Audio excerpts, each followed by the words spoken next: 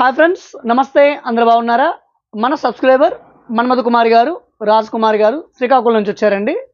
మన దగ్గర ఒక డిఎస్పి రిమోట్ కిట్తో 5.1 ఛానల్ టోటల్ సెటప్ అయితే ఆర్డర్ చేశారు.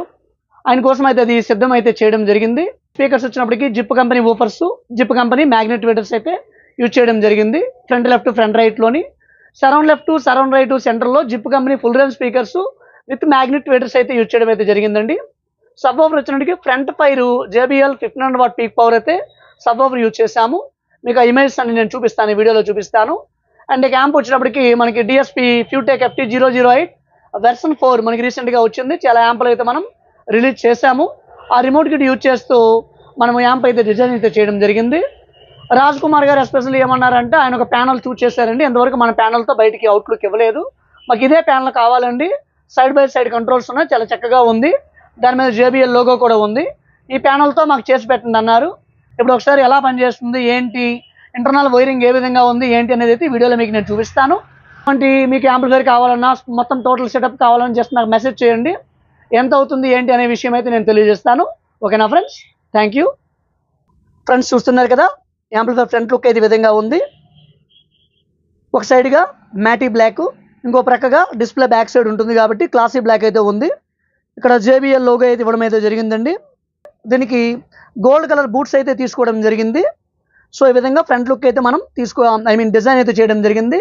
ఒకసారి ఆన్ చేద్దామండి. ఆన్ చేస్తే డాల్బీ ఆట్మాస్ అని వచ్చింది. ఇది DSP రిమోట్ కిట్ కాబట్టి ఇక్కడ డాల్బీ ఆట్మాస్ అని రావడం అయితే జరిగింది. Controls back side blue colour light అయితే తీసుకోవడం జరిగిందండి. సో ఇప్పుడు సెట్ అయితే ఆన్ అయింది, స్పీకర్స్ అయితే కనెక్ట్ చేశాము. బట్ ఎటువంటి హమ్మింగ్ ఇష్యూ ఏమీ లేదు. మన్మధ కుమార్ గారు ఏమైనా హమ్మింగ్ వస్తుందా? ఎటువంటి హమ్మింగ్ ఇష్యూ ఏమీ లేదు. సెట్ ఆన్ అయ్యిందో ఆఫ్ అయ్యింది కూడా తెలియదు.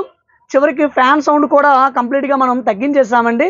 ఫ్యాన్ సౌండ్లు వస్తున్నాయని చెప్పేసి ఫ్యాన్ సౌండ్ కూడా లేదు.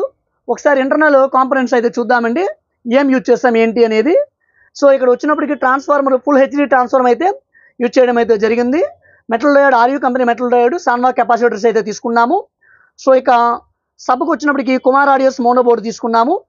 ఇక 10 MOSFET బోర్డు శక్తి ఏమి మనము ఛానల్కి అయితే తీసుకోవడం అయితే జరిగిందండి. ఇది రెగ్యులర్గా యూజ్ చేసే స్పీకర్ ప్రొడక్షన్ బోర్డు, థర్మల్ సెన్సర్తో ఉంటుంది.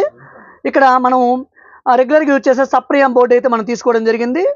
మనం చెప్పుకునే DSP రిమోట్ మదర్ బోర్డు ఇదేనండి. సో ఈ విధంగా యాంప్ ఇంటర్నల్ అయితే ఉంది.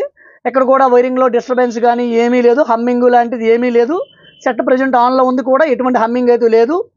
అండ్ మన హీట్ సింగిల్కి చెరో పక్కగా ఫ్యాన్స్ అయితే తీసుకున్నాము. ఫ్యాన్ సౌండ్ తగ్గించడానికి బక్ బోర్డ్ అయితే యూజ్ చేయడం అయితే జరిగింది. ఈ విధంగా యాంప్లిఫైర్ అయితే డిజైన్ అయితే చేస్తామండి. దీంట్లోని optical 1, optical 2, coaxial 1, coaxial 2 aux input ఉంటుంది. ఇవి డిజిటల్ ఇన్పుట్లు అండి. ఇవి బ్లూటూత్, USB, అదేవిధంగా అక్స్, ఇవి అనలాగ్ ఇన్పుట్స్ ఉంటాయి. DSP రిమోట్ కిట్కి అయితే HDMI ఇన్పుట్ అయితే లేదు. సో HDMI అయితే అవసరమైతే లేదండి. ఆప్టికల్ నుంచే చాలా మంచి క్వాలిటీ అయితే వస్తుంది. చూసారు కదా ఫ్రెండ్స్, ఈ వీడియో ఇంతే. మరొక వీడియోలో మరలా కలుద్దాం. Thank you.